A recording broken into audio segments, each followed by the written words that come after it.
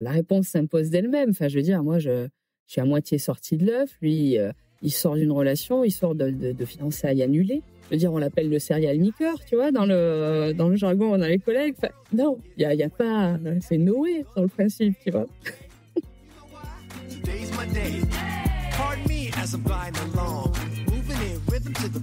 Je suis MC, la rebelle en tutu, et tu écoutes Crush, le podcast qui explore la magie des premiers jours des histoires d'amour. Chaque mardi, je reçois à mon micro un ou une invitée qui me raconte à cœur ouvert une rencontre qui l'a intensément marquée pour un jour, une nuit, quelques années ou toute une vie. J'espère que ces témoignages seront pour toi une source d'inspiration pour comprendre et vivre mieux tes émotions amoureuses. Si tu veux découvrir l'actu et les coulisses du podcast, si tu veux t'inspirer, partager et échanger sur l'amour et les rencontres, rendez-vous sur Instagram et sur la chaîne YouTube @Crush le podcast. De l'étincelle au feu qui ronronne dans la cheminée. Du premier baiser fougueux, une nuit sur un parking, au bisou à peine appuyé sur la joue, sur le seuil de la cuisine. Des regards complices qu'on se fait, aux secrets inavoués qu'on se tait. L'amour nous tombe dessus, le temps qui passe nous écrase parfois sous son poids. Aujourd'hui, je suis en compagnie d'Audrey. Salut Audrey, comment vas-tu ? Très très bien, j'adore l'intro, superbe. Je suis très heureuse d'être avec toi aujourd'hui Audrey. Tu vas nous raconter l'histoire de ta rencontre avec Fabrice. Est-ce que tu peux, avant toute chose, s'il te plaît, te prêter au rituel de te présenter en 5 hashtags ? Oui, bien sûr. Alors, d'abord, je dirais le hashtag hyperactive. J'ai toujours un projet en tête, j'ai toujours quelque chose à faire. Je m'éparpille aussi parfois. Je crois que c'est l'immobilisme qui me fait assez peur. Donc, voilà, l'hyperactivité me correspond bien. Mon hashtag numéro 2, c'est verre à moitié plein. Je suis quelqu'un d'assez positif, je trouve. Et mon entourage m'approuverait s'il m'entendait. Voilà, je vois toujours le bon côté des choses et je m'astreins à voir le bon côté des choses parce que sinon, c'est trop triste. On déprime très très vite. Mon hashtag numéro 3, c'est psychorigide complexé, parce que je suis extrêmement méthodique, beaucoup trop organisée. Il faut vraiment que ça aille dans mon sens, sinon j'ai des boutons qui poussent dans la nuit et ça me file tout autant de complexes, évidemment. Enfin voilà, faudrait que je me détende un petit peu sur ce hashtag, justement. Mon hashtag numéro 4, c'est rural, parce que moi je viens d'une petite région au sud du sud de la France, du côté de Perpignan. Il n'y a pas le métro à Perpignan, il n'y a pas de transport en commun très très efficace. Et ruralité parce que ça me correspond bien, je suis une fille assez nature, un petit peu vieillotte sur les bords aussi. Mes collègues disent que je suis née vieille, justement. Donc, voilà, ça me va plutôt bien. Ok. On entend dans ton petit accent chantant. C'est vrai. Bon, j'essaie de le gommer, mais oui, je viens du sud et du vrai sud. Tout à fait. Et le dernier hashtag, c'est le hashtag paillettes, parce que j'aime avoir des paillettes dans ma vie. Quand j'ai découvert le sketch qui est tourné sur les réseaux il y a quelques années, j'ai dit, mais c'est exactement ça. Pourtant, j'ai un look très, très classique. Mes seules fantaisies, c'est mon nail art. Tu vois, je mets des paillettes sur mes ongles, mais c'est tout, quoi. Audrey, est-ce que tu peux, s'il te plaît, me dire en quelques mots dans quel environnement tu as grandi ? Dans quel endroit ? Dans quel environnement familial ? Et quelle était la vision de l'amour que tu avais quand tu étais enfant ? Oui, bien sûr. Alors bon, moi, j'ai pas grandi dans la ruralité non plus. Nous étions dans un village civilisé et nous avons même eu l'électricité. Faut pas croire. Dans la province, il y a pas que des provinciaux non plus. Sinon, non, j'ai grandi dans un foyer assez classique. Mes parents sont aujourd'hui toujours en couple et je crois qu'ils fêtent leurs 40 ans de mariage prochainement. Donc, je suis l'aînée d'une fratrie de 3 enfants. J'ai une petite sœur et un petit frère et je pense qu'on a été plutôt bien choyés, tous les 3. Après, quand on est ado, on n'a jamais rien qui va, mais ça, je te l'apprendrai pas, je l'apprendrai à personne. On est nécessairement en confrontation avec ses parents, mais non, ça s'est plutôt bien passé. Et bon, moi, j'ai l'image d'un couple uni, mais malgré tout, mes parents nous ont toujours montré on va dire, les coulisses du couple, parce que ils se sont engueulés tout au long de leur vie. Si ma mère entend ça, elle va me dire, mais enfin, tu exagères. Mais non, je veux dire, voilà, mes parents sont jamais allés dans une autre pièce quand ils avaient des comptes à régler. Alors après, ils ont peut-être eu à s'isoler pour avoir du langage plus fleuri, on va dire, parce que ça arrive. Mais bon, voilà, moi, je sais ce que c'est un vrai couple, avec ses hauts, ses bas, ses engueulades, et ce que ça implique. Est-ce que tu as regardé quand tu étais plus jeune des séries, des films romantiques ? Est-ce que c'était ta came ou pas du tout ? Bon, après, j'ai été élevée à la sauce Disney, hein, donc les Disney des années 80, 90. Donc, La Belle et la Bête, tous ces trucs-là. Je fais une dédicace à La Belle et la Bête parce que c'est mon Disney préféré, évidemment. Voilà, à la fin de l'histoire, la princesse, elle se marie avec son beau prince charmant. Ils vivent heureux, ils ont beaucoup d'enfants. J'ai de la chance parce que mes parents n'ont pas été divorcés et à côté de ça, c'est peut-être parfois un manque de clairvoyance sur la longévité en couple et ce que ça implique en termes de travail au quotidien pour faire durer son couple. Super, merci beaucoup. Ça nous donne un éclairage sur la façon dont tu as abordé et commencé ta vie amoureuse. En fait, je trouve ça toujours intéressant de revenir sur ces moments-là. Là, je comprends que tu avais sous les yeux un couple aimant, mais qui s'engueulait, donc qui ne vous cachait pas non plus la réalité de la vie d'un couple, comme tu dis. Et que, comme toutes les filles de notre génération, je suis un peu plus âgée que toi, mais voilà, on a grandi quand même avec ce mythe de la princesse sauvée par son prince charmant. Et on fantasmait un peu quand même ce schéma très codifié. Et après, il faut qu'on rentre dans la vie amoureuse. Et avec tout ça, avec tout ce bagage, au moment où tu vas faire la rencontre de Fabrice, tu es jeune, je crois. Est-ce que tu peux me dire quel âge tu as exactement, quelle vie tu mènes et dans quel état d'esprit général tu es dans ta vie? Oui, je rencontre Fabrice l'année de mes 18 ans. Donc théoriquement, je n'avais pas encore 18 ans quand je l'ai rencontré. Pour la petite histoire, donc moi je fais les saisons estivales dans des stations balnéaires plutôt animées du côté de Perpignan. Donc je travaille depuis l'âge de 16 ans. Je faisais la plonge dans les restos, le service, le bar. Enfin voilà, je me démerdais un petit peu pour travailler en été. Et bien à 16-17 ans, tu es la Benjamine du groupe. Donc, je faisais ma saison d'été et avec l'équipe, on sortait. Et puis souvent, en hiver, j'étais la petite gamine qu'on sortait encore. Donc, j'avais des copains qui avaient 5-10 ans de plus et qui m'ont pris un petit peu sous leur aile. Et Fabrice est apparu un petit peu dans ce contexte-là, il avait 8 ans de plus que moi. Et donc, du coup, c'est le copain d'un copain qui est réapparu, donc se retrouvant fraîchement célibataire à ce moment-là.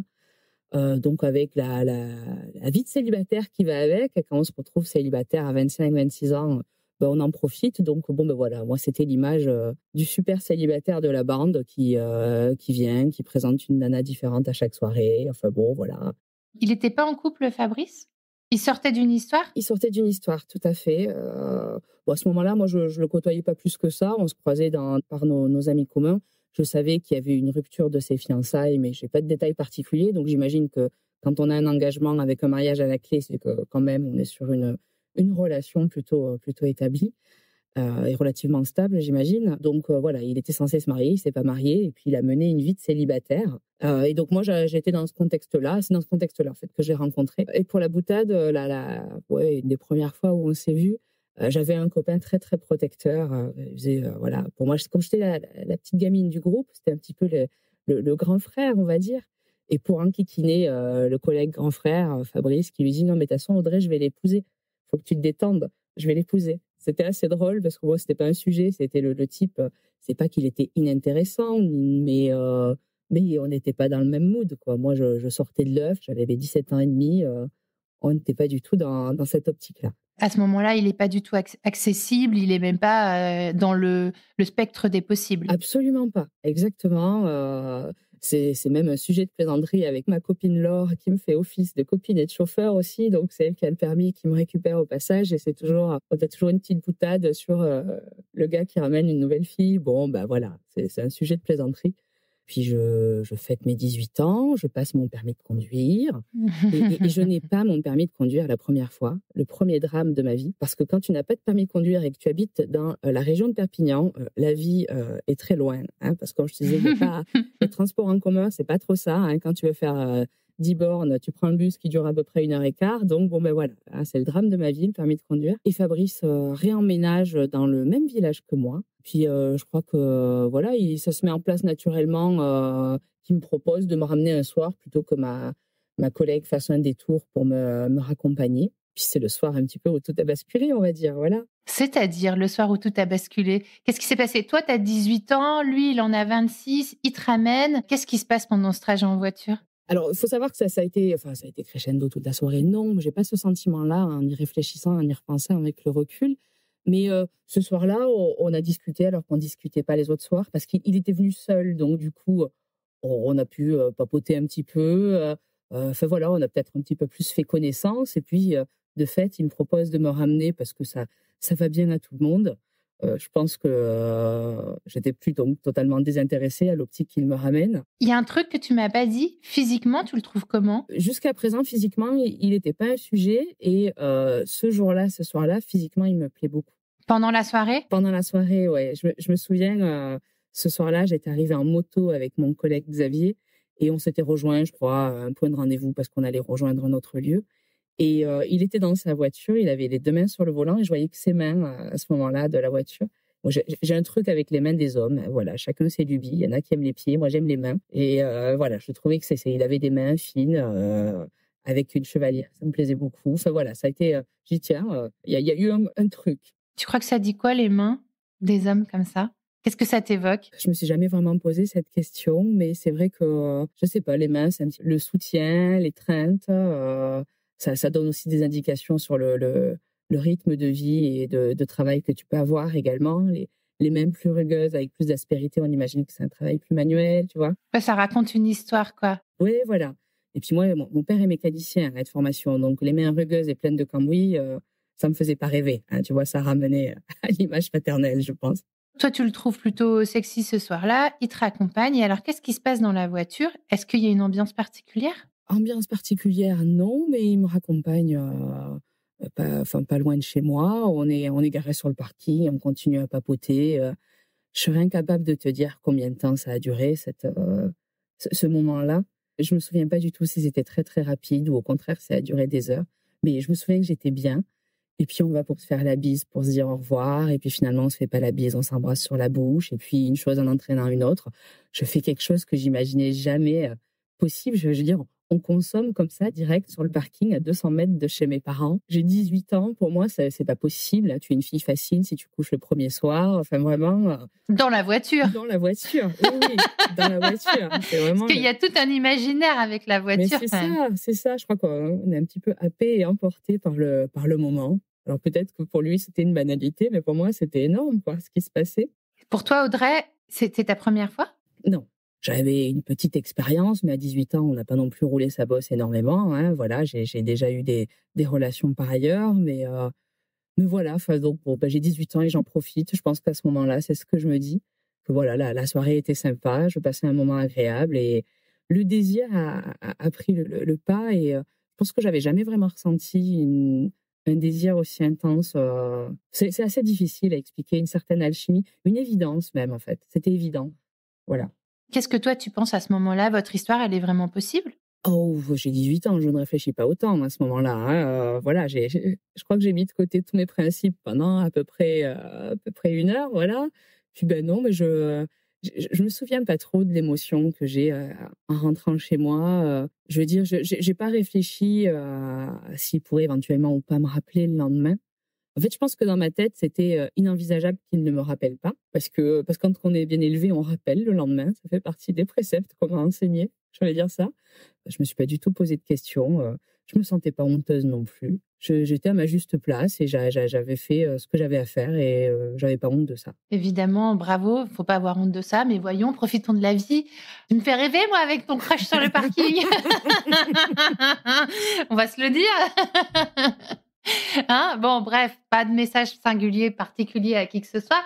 Est-ce que, quand même, dans les faits, est-ce que votre histoire, elle est possible? T'as 18 ans, il en a 26, il vient de rompre ses fiançailles et c'est un séducteur.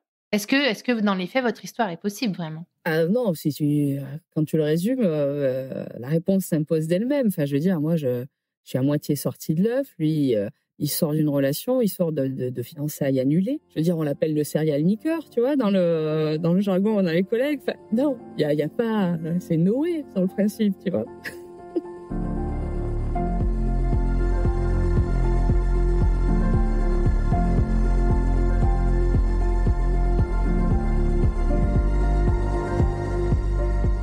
Qu'est-ce qui va se passer après? Tu rentres chez toi, t'es bien dans tes baskets, t'es heureuse, t'as passé un bon moment. Est-ce que tu vas le rappeler? Est-ce que c'est lui qui va te rappeler? Eh ben, tu sais quoi? Je ne sais même plus comment ça s'est enchaîné le lendemain. Je sais pas si lequel de nous deux a a envoyé le premier message. Il y en a eu un, en tout cas, de premier message et on s'est revus, effectivement. Comment ça s'est déroulé ces retrouvailles après? Est-ce que c'était, tout de suite c'est devenu amoureux? Amoureux, je suis pas certaine. Charnel, oui. Ouais, ça a été, tout de suite, enfin voilà, il y avait une alchimie, entre lui et moi, une certaine évidence, hein, je reviens encore sur ce mot-là. On a continué de se voir, régulièrement tout au long de l'été puisque donc on était en début d'été à ce moment-là. On s'est pas cachés non plus, on est allés boire des verres ensemble, on a retrouvé les groupes de copains ensemble, enfin, il y avait pas de malaise, il y avait rien d'officiel non plus. Je dis ça parce que j'ai l'anecdote du collègue un peu protecteur qui a découvert qu'on sortait coucher ensemble, 3 à 6 mois plus tard et qui en avait fait, pas un scandale, mais limite: «Ah bon, personne m'a rien dit?» Oui, bon, bah, tu vois, c'était pas une information notoire, on se cachait pas, mais à côté de ça, c'était pas écrit sur notre front qu'on se fréquentait, quoi. Et votre relation, mine de rien, se développe? Oui, notre relation se développe. On n'est pas ni l'un ni l'autre, on est très, très loquaces, hein, et je crois que c'est moi qui verbalise ça la première, et puis un soir enfin, spontanément, je lui sors, «Je t'aime», mais sans préparation. Enfin, c'est venu comme, comme tout le reste, en fait, finalement. C'était spontané et puis il m'a regardé, il me dit: «Ben, moi aussi», et enfin, évidence.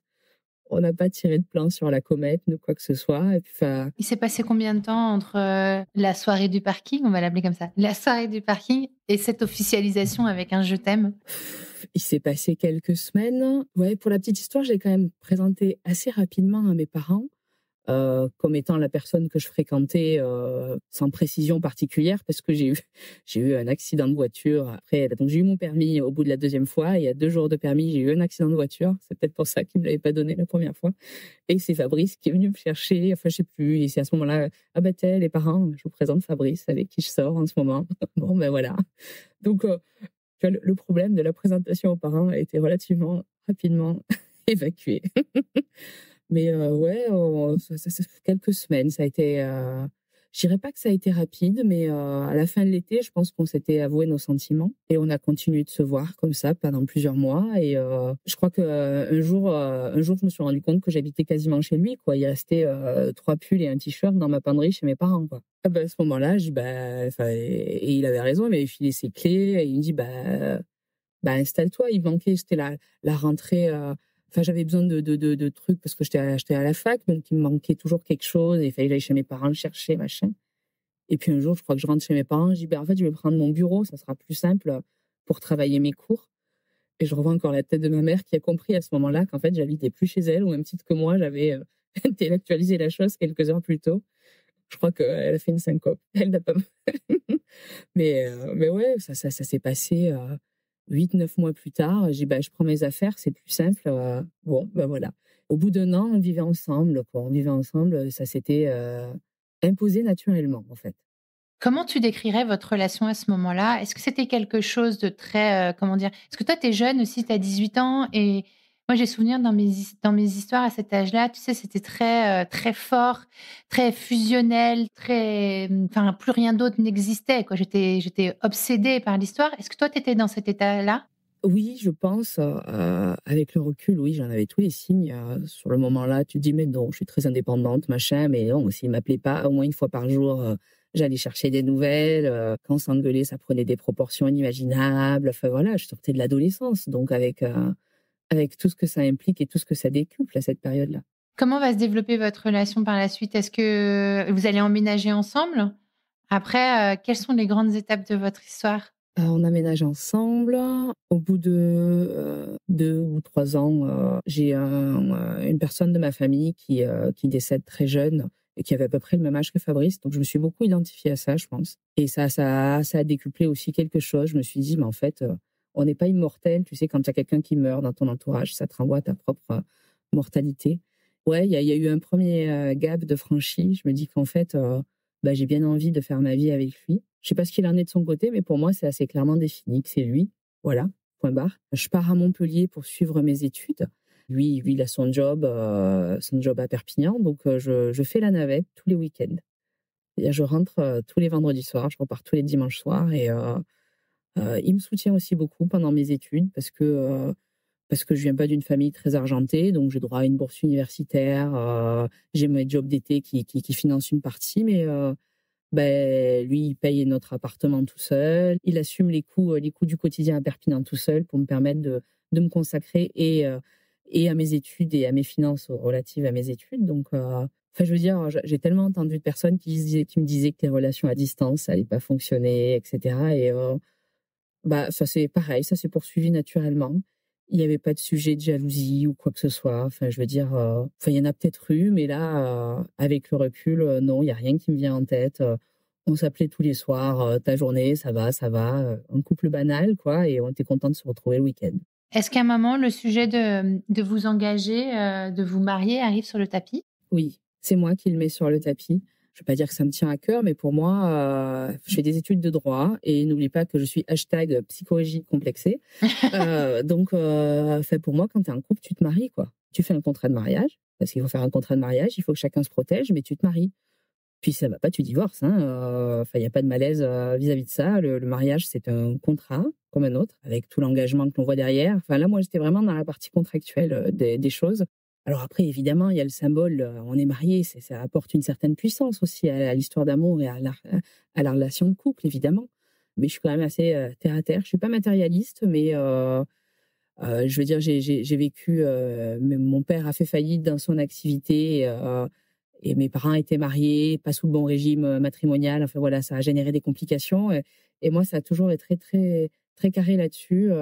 Donc voilà, sur le principe, moi j'ai amené ça sur le tapis. Je crois que l'année de mes 23-24 ans, j'ai eu une de mes meilleures amies qui s'est mariée, donc ça a commencé à faire son cheminement. Et pour lui, c'était totalement exclu. Et je le vivais d'autant plus mal qu'il avait été fiancé avant moi, avec une autre femme. Et donc, je crois que j'ai généré une certaine jalousie vis-à-vis de cette précédente relation parce qu'elle avait eu quelque chose que moi j'avais pas eu, enfin qui était inenvisageable, qu'il ne voulait pas envisager. Donc ça a été une période assez compliquée et je pense que j'étais assez compliquée à vivre aussi parce que ça génère des obsessions après derrière. Enfin vraiment, avec le recul, c'est ridicule parce qu'on n'a pas besoin d'un bout de papier pour s'aimer, mais voilà, il y avait toute une symbolique auquel j'avais pas accès, c'était compliqué. Alors, je pense que je me revois à l'époque, il se passait pas une semaine sans que j'en parle pas, quoi. Donc ça était vraiment devenu obsessionnel. Non, il avait fallu que je me détende. Puis un jour, il m'a fait une demande, pas une demande en mariage, il m'a proposé qu'on se paxe. Et alors là, c'était un premier pas, donc j'étais très, très, très contente. Avec un testament, du coup? Oui, évidemment. Est-ce que mariage égale Pax plus testament? Exactement. Sinon, Pax, ça sert à rien. C'est ça. Donc ça a été Pax et testament. Non, mais c'est bien. On a l'air de bien se comprendre, toi et moi.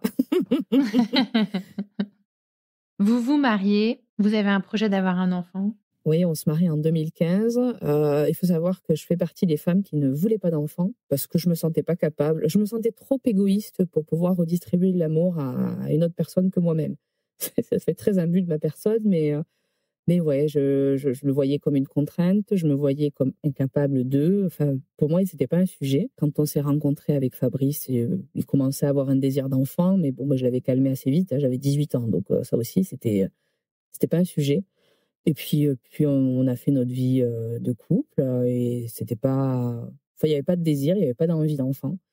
Donc on s'est mariés en 2015 et puis ma sœur a eu un petit garçon en 2012 et ça a généré, je sais pas, c'est les hormones, la sentimentalité, enfin je sais pas. J'ai eu un attachement spécial avec mon neveu que j'avais jamais ressenti auprès d'un autre enfant et je me suis dit est-ce que c'est parce que c'est le lien du sang, je sais pas. C'est allé crescendo et puis un jour j'ai dit à Fabrice, j'ai dit bon ben là cette année on fait un bébé. Pardon? J'ai dit si là c'est maintenant ou c'est jamais et on s'y est lancé en 2018. Je crois que je tombais enceinte. D'ailleurs, j'aime pas cette expression, tomber enceinte. Donc, j'étais enceinte, on va dire, pas à l'insu de mon plein gré. Donc, j'ai été enceinte assez rapidement dans les 3-4 mois qui ont suivi l'arrêt de ma pilule. Et heureusement d'ailleurs, parce qu'au bout de 6 mois, j'avais décidé d'arrêter d'acheter un cheval. Donc, tu vois, vraiment, le projet d'avoir un enfant, c'était pas le truc primordial. Ah, je t'ai dit, hashtag rural. Hein. Okay. J'adore. Ah, c'était soit l'enfant, soit le cheval. Non, mais c'est vrai que je comprends ces femmes qui, toutes les mois, guettent, tu sais, le petit test positif. Et je refusais de m'infliger ça pendant des années. Donc voilà, si au bout de 6 mois, c'était pas fait, c'est que ça devait pas se faire et qu'il fallait passer à autre chose. Voilà. Donc ça l'a fait, on a accueilli notre fille, en 2019 et puis, bah, après, bah, l'arrivée des enfants, tu passes aussi à un autre cap, hein, en termes de couple, tu deviens parent et tu deviens une équipe de foot, quoi, hein. À 2, tu remplis 11 places, hein. Et bizarrement, la femme remplit les 10 et l'homme la 11e, mais de mon point de vue. Et je pense qu'en devenant parent, tu as toujours, enfin, en couple, c'est pas qu'il y a un déséquilibre, mais il y a nécessairement des sujets qui traînent toujours sous le tapis. Et puis quand tu deviens parent, ces sujets prennent d'autres proportions. Je pense qu'on s'est éloignés. Je pense on est de très bons parents, mais au niveau du couple, Fabrice et Audrey se sont vraiment éloignés. Et on a une très bonne équipe parentale, mais l'équipe conjugale, elle était plus vraiment au rendez-vous, en fait, de mon point de vue. Quand votre fille, elle est née, ça faisait combien de temps que vous étiez ensemble? Elle est née en 2019, on s'est rencontrés en 2005, donc 14 ans. Ouais, on se connaissait bien, hein, c'est pas le problème. Qu'est-ce que tu crois qui s'est passé au moment où vous devenez parents et où tu parles de cet éloignement? Parce que lorsque tu m'as envoyé ton mail, Audrey, tu m'as envoyé cette phrase. Tu m'as raconté toute l'histoire de votre rencontre, de vos 14 ans d'amour, de la naissance de votre mariage, de la naissance de votre fille et tu as écrit cette phrase: «Et puis ils vécurent heureux, se marièrent et eurent beaucoup d'enfants». Fin du film. Sauf que si tu continues de filmer, des années plus tard, la passion est retombée, les habitudes sont installées, le confort aussi et tu te rends compte que tout n'est pas aussi rose que dans les téléfilms. C'est ça que tu m'as écrit. Est-ce que c'est dans cette parentalité que tu as commencé à sentir qu'il y a quelque chose qui te convenait moins? Oui, parce que quand tu deviens parent, bah, on est 2 parents différents, on avait évidemment des valeurs communes, hein, puisque, on est ensemble aussi pour ça, parce qu'on se retrouve dans un certain nombre de valeurs communes, mais on est 2 personnes différentes avec 2 points de vue différents. Moi, et c'est encore difficile pour moi aujourd'hui d'entendre qu'on n'ait pas les mêmes façons de fonctionner, pour l'éducation de notre fille. J'en sais rien, elle va faire une bêtise, je trouverais ça mignon, alors il trouvera ça insupportable, tu vois? Et tu es parent toi aussi, donc tu sais que tu pas en osmose parfaite avec C'est ton un coparent. enjeu, ouais. C'est un enjeu, donc ça a révélé une première partie. Puis l'année dernière, j'ai eu 36 ans et j'ai vraiment pris conscience que ça faisait donc 18 ans que nous étions ensemble et que j'avais passé la moitié de ma vie avec lui. Et là, je sais pas, c'est difficile à expliquer comme état émotionnel, mais tous les défauts que tu trouves mignons, bah, l'étaient moins. Tout le quotidien nous tue et nous écrase à petit feu, quoi. Je veux dire, quand il me fait un bisou le matin et qu'il me dit: «Pense à m'acheter les Doliprane», bon, bah, c'est pas glam, quoi, tu vois? Comme phrase de bonne journée. Quand le soir tu te retrouves, tu parles de la journée de la petite, de ce qu'elle a mangé à la cantine et de la qualité de ses selles parce qu'elle a pas bien digéré les raisins qu'on lui a donnés la veille, tu vois?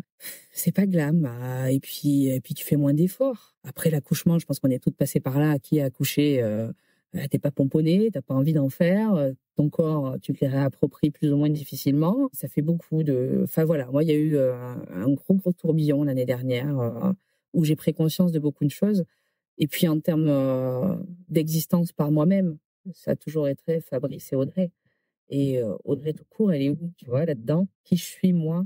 Je veux dire, je suis sortie de la fac, j'ai de la chance, j'ai trouvé un boulot tout de suite, je suis toujours dans la même boîte. Je veux dire, je suis très fidèle, hein.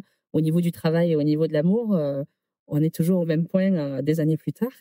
Je suis une bonne épouse, une bonne collègue, j'espère une bonne maman, mais je suis quoi en vérité, quoi? Et ça remet beaucoup, beaucoup de questions, d'ordre personnel qui ont nécessairement rejailli sur mon couple ensuite. Est-ce que j'aurai, une seule histoire d'amour jusqu'à la fin de ma vie? Est-ce que ça sera lui, pour toujours? Je m'étais jamais posé ce genre de questions et s'il m'écoute, il va me détester en entendant cette phrase-là peut-être, parce que je l'ai jamais verbalisé non plus.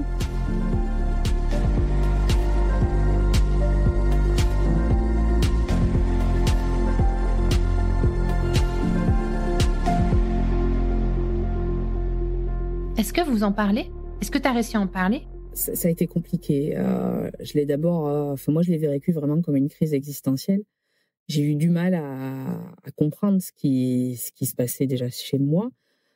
J'ai d'abord j'ai remis en question plein de trucs l'année dernière. J'ai remis en question ma vie professionnelle, j'ai remis en question ma vie de famille, j'ai remis en question ma vie conjugale et je me suis posé beaucoup trop de questions, je pense. Arrive un moment, il faut peut-être un petit peu moins s'en poser. Je trouve ça toujours sain de se poser des questions. On trouve pas toujours des réponses, mais comme tu dis, en fait, le couple, c'est un boulot, quoi. C'est un job en soi. Si tu te poses pas de questions et que tu communiques pas avec l'autre, t'acceptes, alors de façon consciente ou inconsciente, que chacun prenne un chemin différent. Et qu'à un moment, les chemins soient tellement éloignés qu'il arrive un moment où tu dois prendre une décision. Soit on continue comme ça, comme si de rien n'était, soit chacun prend son chemin, mais séparé. Et dans ce cas-là, on se sépare. Enfin, je pense qu'il faut pas s'en vouloir de se poser des questions. Oui, j'en suis venue à cette conclusion aussi. Mais c'est vrai qu'au les premiers temps, je culpabilisais beaucoup de la situation dans laquelle je me trouvais et de la situation de mal-être qui rejaillissait sur mon conjoint, parce que tu imagines bien que là, il y a un peu moins de paillettes. Hein. Voilà, je m'en tenais au strict minimum, hein, de la politesse à la maison. C'était assez compliqué. Et puis ça a fini par exploser, parce que bon, il a beau être très patient, mon Fabrice, arrive un moment, il faut que ça sorte aussi. On est un petit peu cocotte-minute et l'un et l'autre. Et puis ça a explosé. Qu'est-ce que ça a donné, cette explosion? On est passé par tous les stades. Honnêtement, c'est d'abord passé par elle fait sa crise, quand elle aura fini, elle reviendra vers moi. C'est passé par mais on n'a pas de problème. Enfin, c'était surtout, et c'est pour ça aussi que je culpabilisais beaucoup, parce que selon lui, c'était uniquement moi qui changeais un petit peu, pas les règles du jeu, mais qui avait un problème à régler, quoi. Et je pouvais pas régler ce que j'avais à régler si je sentais pas que derrière, il y avait un minimum de réceptivité. Donc ça, comme je te dis, d'abord ça a été, c'est elle tape sa crise. Puis on a fini par mettre les pieds autour de la table, et puis j'ai verbalisé mes angoisses, ce par quoi j'étais passée, les idées qui m'étaient traversées, qui m'avaient traversé l'esprit aussi. Ça a été dur, ça a été pénible comme conversation. Puis on a parlé de séparation, on a parlé de divorce, on a commencé à réfléchir à une garde alternée. Enfin, il y a eu ces sujets-là sur la table, hein. Et puis comme toujours, c'est vrai que Fabrice a toujours de bonnes idées. Ou enfin, je sais pas comment t'expliquer ça, mais c'est souvent lui qui arrive à réamorcer le truc, et il dit: «Bon, il faut pas qu'on se décide tout de suite, on en reparle plus tard là, il faut laisser maturer le truc». Tu vois? Et il voulait pas finir la conversation parce que c'était pas le moment. Il y avait un problème de temporalité selon lui. Et il a bien fait, parce qu'on a repris cette conversation quelques heures plus tard. Et il me dit: «Oui, mais en fait, le problème, c'est quoi? C'est qu'on fasse pas assez de choses ensemble, que tu estimes qu'il y ait pas ci, il y ait pas ça, et que moi, j'ai pas ci, j'ai pas ça. Mais la vérité, c'est qu'on s'aime, quoi. Au final, l'amour, il est toujours là. Est-ce que ça vaut pas le coup, d'essayer, de travailler, de se choisir encore?» Et là, aujourd'hui, on en est là. Alors, je sais pas où on en sera demain, mais on a envie de travailler pour que ça fonctionne. Et à côté de ça, je suis bien plus en paix maintenant d'avoir eu ce genre de conversation avec lui, parce que même si ça fonctionnait pas, je sais que, on est des super parents, et on resterait de super parents ensemble ou séparément. Et ça me met beaucoup moins d'inquiétude sur l'avenir, et ça m'a enlevé une pression aussi. Parce que tu as cette angoisse, enfin, je pense qu'on l'a tous quand on a des enfants. On fait pas des enfants pour se séparer. Il faut dire les choses comme elles sont. Moi, combien de fois j'ai entendu: «Je reste pour les enfants». Mais quelle horreur, quelle horreur. C'est affreux de se dire: «On reste pour les enfants», et de devoir faire le deuil aussi de la famille que tu t'étais imaginée. Là, j'ai un couple d'amis qui se séparent, et ça a pris des mois, parce qu'il fallait d'abord qu'ils fassent le deuil, du couple qui ne serait plus pour leurs enfants. Donc je pense qu'il y a eu ça aussi, et là maintenant je me dis que même si on se séparait demain, on serait toujours, liés, et liés dans de bonnes conditions. Donc là, aujourd'hui, vous êtes dans une phase de, je ne sais pas si Reconquête, on c'est va le bon dire? mot, de reconquête, j'allais dire. Ouais, je pense que oui, ouais, moi de mon côté, j'ai l'impression d'en faire des efforts, et j'ai l'impression qu'il en fait aussi. On fait des efforts mutuels, il y a rien de surdimensionné, mais par exemple, le mardi soir, notre fille est chez ses grands-parents, et donc je le tacle avec ça. Je dis: «Le mardi soir, ça serait bien qu'on ait notre moment couple».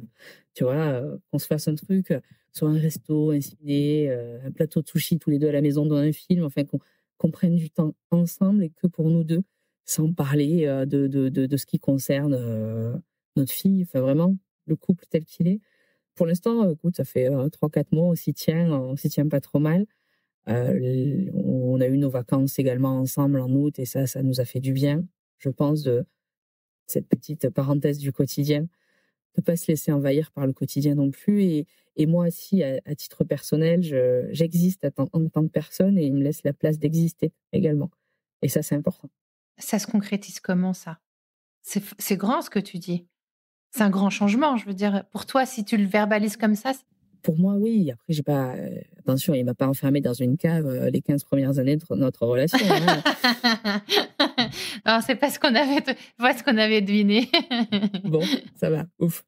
Mais non, il a compris que j'avais besoin, d'exister en tant que personne et je veux dire, je m'investis dans une association et ce qui aurait pu être agaçant il y a quelques mois de: «Ah, tu es toujours dehors, ah, encore ci, encore ça», et beh, il y a pas ce genre de commentaires. Il sait que j'en ai besoin et que ça me fait du bien. J'ai créé un blog, que j'anime, chaque quinzaine avec un petit article et cetera et au début, ça le faisait sourire, c'était, son truc, tu vois? Là, maintenant, il y a pas de jugement. Il voit que ça me fait du bien et inversement, il y a des activités qu'il fait et qui lui font du bien. C'est un fan de rugby et j'en peux plus du top 14 avec tous ces matchs tous les week-ends. J'ai l'impression que ça s'arrête jamais, tu vois? Mais je sais que ça lui fait du bien. Donc bon, ben, voilà, c'est devenu un sujet de plaisanterie et plus un sujet de raillerie, quoi. Mais c'est super, d'avoir réussi à trouver ton chemin à travers ça, tu vois? Parce qu'effectivement, c'est vrai que quand on se construit à côté de quelqu'un, si tôt, on peut avoir l'impression à un moment que, ben, de se demander qui on est, sans l'autre, quoi. C'est hyper fort comme questionnement et tu t'es confronté au truc et tu lui as dit, tu as réussi à communiquer, ce qui est pas facile. Moi, je trouve que c'est hyper dur à formuler. Et tu as trouvé, bah, la façon de répondre aux problèmes en t'investissant, dans tes nouvelles activités. Donc c'est aussi pour ça que moi j'avais envie d'avoir cet échange avec toi aujourd'hui, Audrey, parce que le mail que tu m'as envoyé pour me raconter ton histoire d'amour, il parlait de ça et il en parlait de façon très authentique et très sincère et je trouve qu'il faut débloquer la parole sur ce sujet, qu'il faut en parler entre nous aussi, tu vois? Entre filles. Je sais pas comment tu discutes avec tes copines, mais c'est compliqué à aborder comme sujet, de dire: «Bah, dans mon couple, en ce moment, ça va pas» ou «Il y a ça qui va pas, j'y arrive pas, je me sens pas alignée». C'est pas facile. C'est très intime comme sujet et puis on a toujours l'image du couple, qui est une réussite, tu sais? Quand tu te sépares, tu vis un échec alors qu'en fait, il faut voir les choses dans l'autre sens. Quand tu te sépares, ça t'a amené à un certain point. Bon, bah, tu te sépares, c'est la vie, vous êtes arrivés au bout de ce que vous pouviez faire ensemble. C'est pas un échec. Ça t'a permis d'évoluer en tant que personne aussi et je pense que c'est bien de le dire. C'est vrai que j'arrive à l'âge charnière, j'ai 37 ans, donc on a sensiblement le même âge, entre 35 et 45. Tu comptes les couples qui s'alignent comme des cartouches. Ben ouais, parce qu'arrive un moment, il y a une place à prendre en tant qu'individu, parce qu'on se pose aussi beaucoup de questions arrivées au milieu de la vie, je pense. Et il est important de savoir ce que l'on veut, vers où on veut aller, et puis d'avoir le courage aussi de constater qu'on ne va pas dans la même direction et d'arrêter de se faire du mal quand vraiment c'est devenu très très pénible. On connaît tous un couple où on est tous persuadés qu'ils n'ont plus rien à faire ensemble, mais qu'il y a que eux 2 qui s'en sont pas encore rendus compte. Tu vois? C'est clair. On a tous dans notre entourage des gens qui physiquement ne se supportent même plus. Tu le vois quand ils regardent l'autre, mais ils sont ensemble et on ne sait pas pourquoi. Ben, peut-être que ce couple a une piste de solution qui nous échappe aussi, je ne sais pas. Est-ce que tu as écouté l'épisode de cet été avec Swazig? Ah oui, il était formidable cet épisode. Choisir l'amour. Donc j'invite tous les auditeurs qui ne l'ont pas encore écouté à aller l'écouter. C'est l'épisode qui s'appelle, «Sur le fil». Parce qu'au-delà de ça, elle a une histoire quand même avec son mari qui est assez dingue pour arriver avant de se lancer dans leur histoire d'amour. Audrey, qu'est-ce que tu aurais envie de dire quand tu regardes votre histoire, ce moment, ce début, cette étincelle très forte qu'il y a eu entre vous au début? Tu parlais de désir et je pense qu'effectivement, ça a été très fort physiquement entre vous, au départ. Ces 15 ans en fusionnel, la naissance de votre fille et les difficultés qui arrivent et tous les questionnements que vous avez aujourd'hui autour de votre couple. Qu'est-ce que tu aurais envie de dire, aux auditeurs, aujourd'hui sur ça, sur le couple? Est-ce que c'est une histoire qui marche? Est-ce que c'est pas une histoire est-ce que c'est une histoire qui marche pas? Comment on définit ça? Qu'est-ce que tu aurais envie de leur dire? Déjà d'avoir le courage de se parler, parce que c'est difficile, surtout quand on est happé dans le quotidien, de faire un stop et de se dire: «Bon, ben là, ce que je ressens, je suis pas dans un bon mood, ça fonctionne pas». Et ça, je pense que déjà, c'est la première chose. Moi, je pense qu'avec Fabrice, on se parle pas assez, même encore aujourd'hui, parce que c'est pas notre méthode de fonctionnement. Mais se parler, ça règle déjà, je pense, une bonne partie des problèmes et ça enlève la poussière sous le tapis, on va dire. Bah, déjà aussi, se connaître soi-même. De quoi est-ce que, toi, en tant que personne, tu as envie? Est-ce que tu as envie de t'investir dans cette relation? Et dans ce cas, je suis toujours très, très méthodique, mais qu'est-ce que tu peux mettre en place comme correctif pour que ça fonctionne? Et sinon, si tu as plus envie de ça, ben pareil, qu'est-ce que tu peux mettre en place pour que ça se termine proprement, j'ai envie de dire, parce que c'est quand même une personne que tu as aimée, c'est peut-être une personne que tu estimes toujours et il y aura toujours un petit peu d'amour pour cette personne qui a partagé ta vie. Elle ne mérite pas non plus que tu la traites comme une serpillière, quoi, tu vois. Donc, savoir déjà toi où tu en es, parler avec l'autre et essayer d'avancer, quel que soit le chemin que tu prends, quoi. Est-ce que tu aurais un petit mot à glisser à Fabrice? On a encore un peu de boulot? Non, aujourd'hui, Fabrice, je te choisis toi. Merci Audrey. Merci à toi.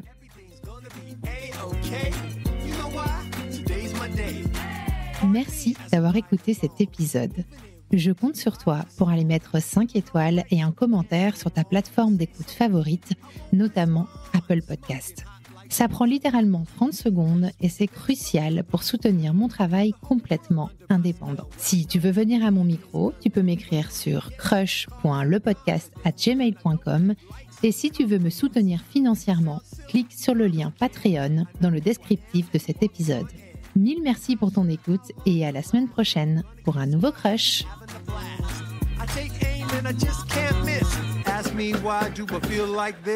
What can I say? Today's my day. Nothing in the world's gonna get in the way. Everything's gonna be